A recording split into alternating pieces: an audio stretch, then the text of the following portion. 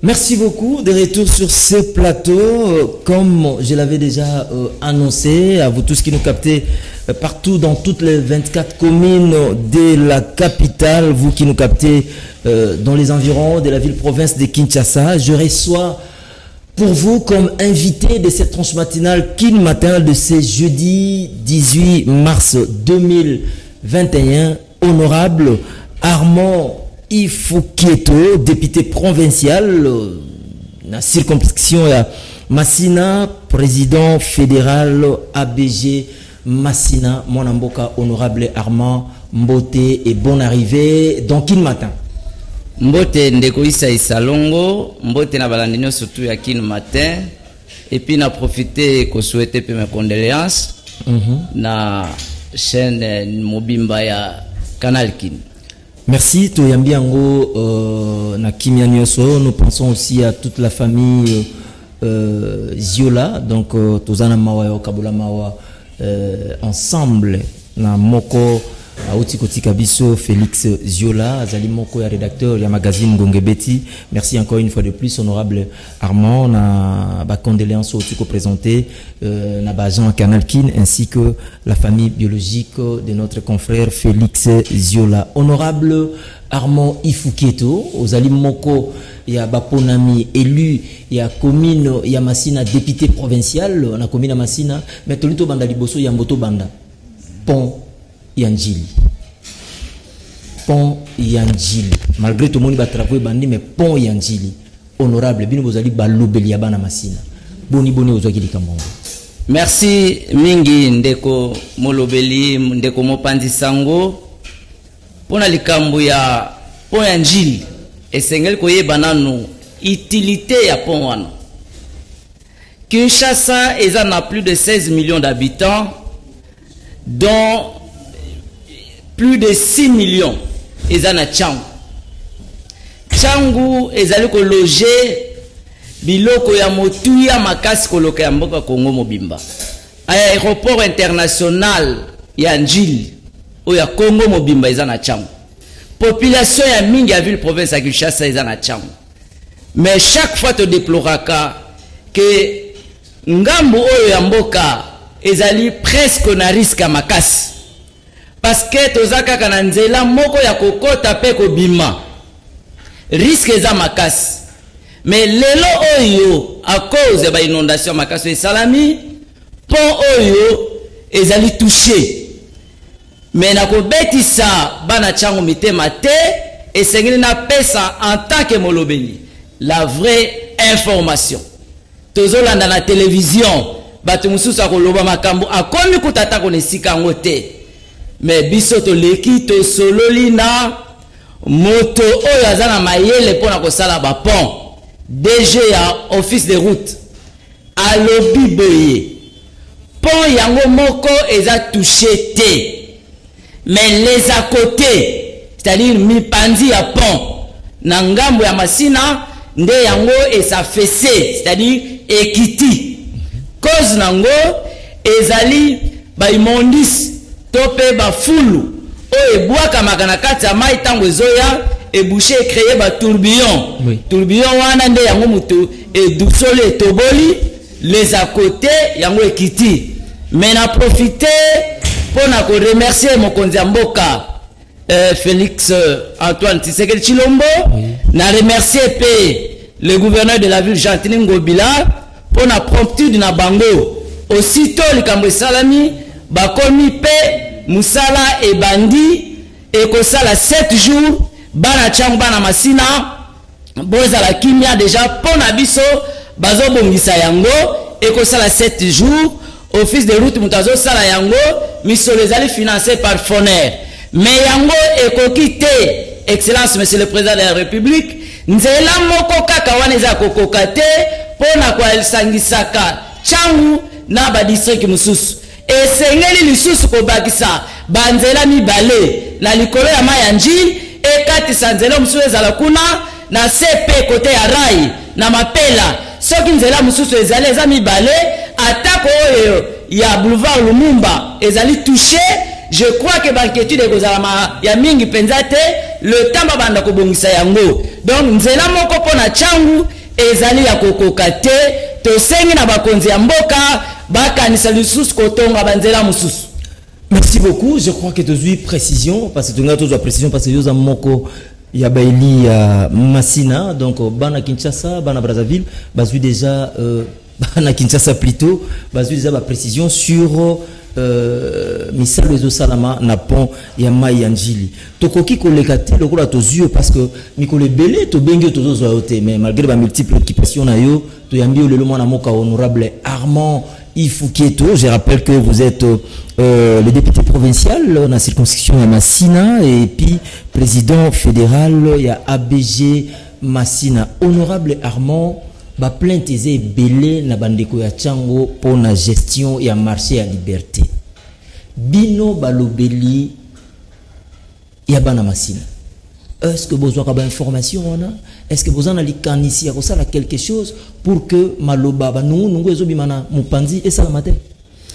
Ndeko isa likambo ya marché de la liberté et pesa kanga na esprit à révolte. Parce que marché de la liberté po yango ezalisama ngana benga kango marché de la liberté don de Laurent Désiré Kabila. Ezali eloko ya kokabela ya pamba te ezali mérite ya bana Tchangu ya bana Massina ya bana Njili ya bana Kimbanseke ya bana Maluku ya bana Nsele. Tango Mzee Laurent Désiré Kabila akoti en 1997 tango tokomi na 1998 ba Rwandais ba Ougandais ba Burundais bayaki ko envahir mboka na biso ba menasaki ba bomaki basalaki makambo mingi ya mabe mais bana ya Tchangu bazala na manduki te balandela ba rebelle wana tokanga bango ya maboko. Monsieur le journaliste ngayo nazolo bazali mwana Tchangu, j'ai même risqué ma vie.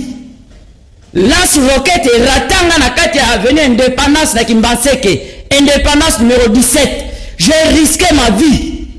Mais Mzee Laurent Désiré Kabila amoni makaso bana Tchangu to sali le lenge to sumi mboka oyo to sauver yango contre ba infiltré wana aye kozwa likanisi apesa cadeau wana. C'est un héritage au Laurent Désiré Kabila apesa bana Tchangu. Héritage oyo mutatikeli biso selon souci azalaki nango. Aujourd'hui batu bazoko cracher sous la mémoire de Laurent Désiré Kabila oyo azalaka na makanisi ya kosunga population ya Tchangu bapesi biso eloko koki kosunga biso mais lelo oyo on a emporté notre héritage oyo soko kota bolamo toko kozwa na sima marché de la liberté bayini ya peuple bayini ya bana Tchangu bakomi kosakana na marché de la liberté kosakana na ngona lingikani basakani na marché de la liberté. D'abord yango ezoko kambama na violation flagrante ya arrêté ou créé marché à liberté l'article est belé ezali violé bazali ko kamba yango ko landela ma vision na ya mokeli na yango te ezali bien privé ya mutu te ezali bien public. Et comment bien privé? Et comment bien privé font gestion nango parce que koti na kati ya marché de la liberté okokuta batonga ba mapangu na kati alors que l'arrêté portant organisation et fonctionnement ya marché de la liberté interdit yango batu bako nyokola bato salam sala. Pour votre information, marché de la liberté soki ezali bien géré même pour Njilo soki bukani avec les entrées de marché de la liberté tokoki pe kotonga banzela mususu. Je vous informe marché de la liberté oyo rozomona wana na mbula moko ekotsaka plus de 1,7 milliard de francs congolais soki tobongoli yango na misolo ya bapaya oyo tobengi dollar ezopesa 8,500,000 dollars par an alors que mpona kotonga 1 km ya nzela toza kaka na posa ya 1 million de dollars. Donc na mbula moko kaka na besoin ya marché liberté tokoki kotonga 8 km ya nzela. Même solo et surtout ezokende na maposha bato.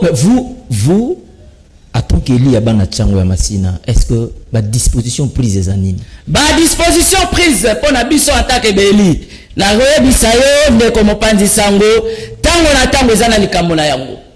Chaque chose a son temps batolo poto balobi. Tozoko kene malem. Awa na banyango pa na yote. Na zana phase ya dénonciation. Bato bazo sala misala kola ba futa matin. Plus de 250 agents bazana barrière. Alors que pour le foot à bateau, bazana kata marché le bateau, basala comme ça là. On a seulement besoin de 40 millions de francs de dollars. Maintenant, mongo ezoko tanyo sotuana.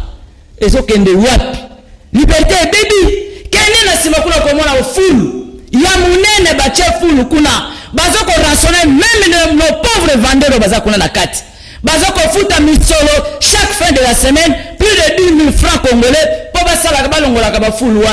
Kinshasa bopeto bafandi ici les programmes chez le gouverneur de la ville de Kinshasa et ça bazoko cracher le colonna yango orientation nyonso to bazoko pesa bango bazo sala yango te mais espace batonga pona marché liberté batika les espaces verts et te kanindeko gouverneur aza informé te alors que na katia arrêté portant organisation et fonctionnement il y a marché de la liberté et lobby que chargé de mission à marché de la liberté a qui composé acte mon côté sans toutefois à autorisation au gouverneur de la ville. Mais si que Tekami, Bazu va garantie de 7 à 10 000 dollars par boutique. Marché de la liberté, il y a plus de 500 boutiques. Moi, je kokota lokola, okonimate, mais je kokende wapi. Marché de la liberté, baby. Bakanevo ne tout boucher. Mbule yote kobeta awa, ola sikote, ola kakiwana. Kanivo wana te maye bouché, maye débordé. Et que ko buka banda kuna avenir les Okapi. Kuna na quartier na sima kuna. Et buki, insécurité, na kata marché de la liberté. N'en parlons même pas. Donc finalement tu dois comprendre te le lenge baboto libiso cadeau oh Laurent Désiré Katira atike la biso, nous devons mettre fin à ça. Nous devons mettre fin à ça. Nata otozali, Fati aya, l'état de droit est là, bana changu foba zonga na ba droit na bango, ba récupérer gestion à marché de la liberté, nous en avons assez. Merci beaucoup, honorable Armand Yves Fouqueto. Merci, hein, Bande Oiseau Landebele, vous commis un message. Salutations spéciales à vous, l'homme, Serge Mika Bassora. Serge Mika Bassora, motomoko bien, motomoko gentil. Naebi ke tokokutana na ba Thierry Kambundi na lisolo moko ekozala. Ndenge ka to solo laki. Salutations spéciales à vous aussi, Thierry Kambundi, Top Congo FM. Je reviens à vous, honorable Armand Ifukieto. Tout qui déjà na likambo liboso to solo laki ya mibale, mais dimanche 14 mars mobilisation à makasi ya ba maman et salamaki na espace Mao. Tomoni au Kaboli Maputa, ba bassin. Et ce que j'ai aimé parce que Nazaré qui on a compté un reportage, na moni l'équipe na tranquillité calmement, ba maman ba zongi nesengo. Objectif na ngozalaki ni. Objectif ya journée wana ezalaki d'abord pour la Kabola Maputa te. Ce qui te paie si puta, peut-être que dans un cadre purement symbolique en tant que femme africaine et là tu n'as pas besoin de la Maputa. Mais yangote mutezoko peut sa signification ya émancipation de la femme. Biso to organiser ki journée wana poto bengi sa ba mama na biso. Ba mama ya ABG, Alliance pour la bonne gouvernance, parti cher à son excellence Jonathan Bello Sukawata. To bengi si ba mama oyo eza poto kabola bango maputa te. Ezali po biso to la musabango lisusu. Baye bake mama azape na ba capacité lokola mobile akoki pe ko sala lokola mobile et tokotika la kaka ko ganga kana ba télévision te émancipation de la femme mais nous devons accompagner la femme.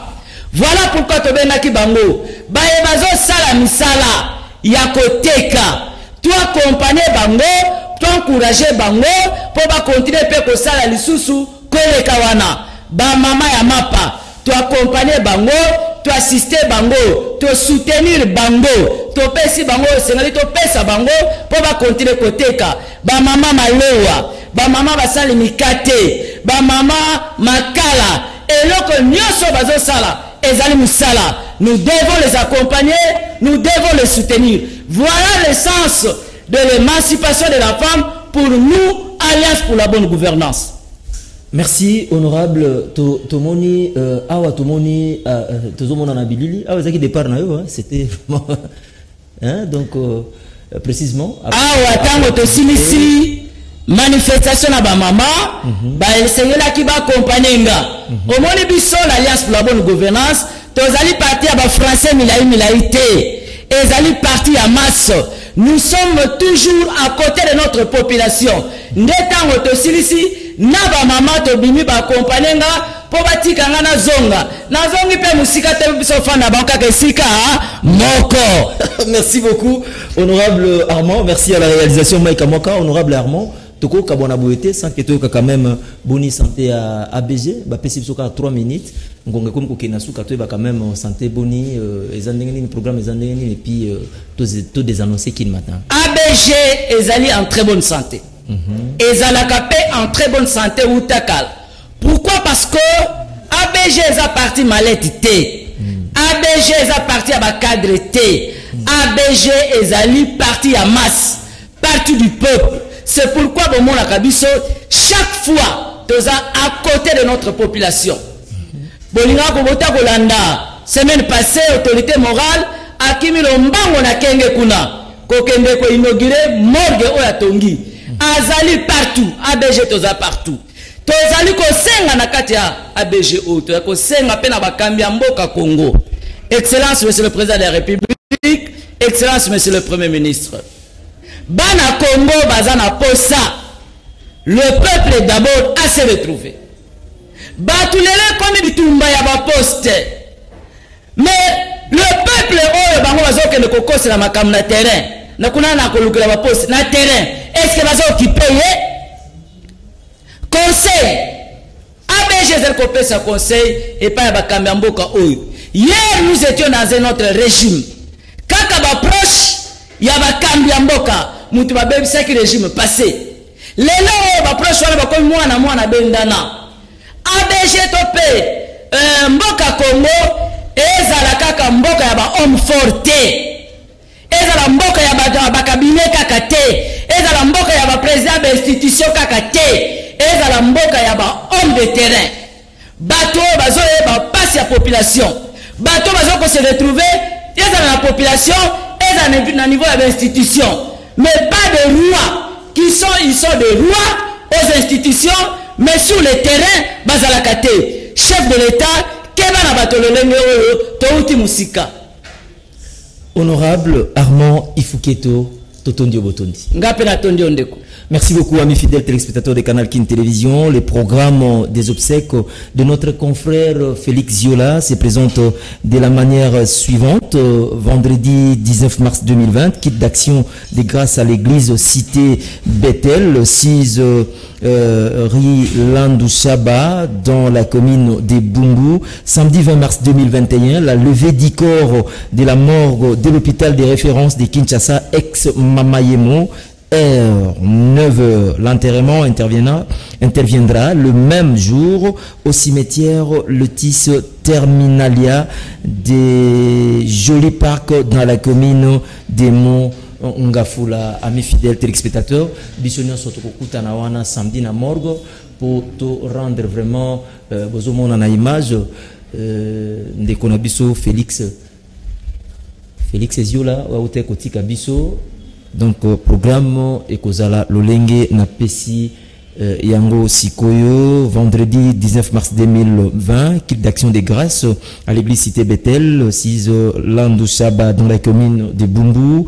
Et samedi 20 mars 2021 la levée du corps de la mort de l'hôpital de référence de Kinshasa ex Mamayemo, heure prévue 9h. L'enterrement interviendra le même jour au cimetière Lotis Terminalia des Jolis Parcs dans la commune de Mongafula. Ndeko Félix Tikaete Molimonayo et Pema Nakimia. Mes fidèles téléspectateurs de Canal Kin Télévision, ça en est fini pour aujourd'hui. Je vous retrouve demain, vendredi, à 10h pour les comptes de Transmatinal Kin Matin. Restez branchés au programme de Canal Kin Télévision. Bye bye.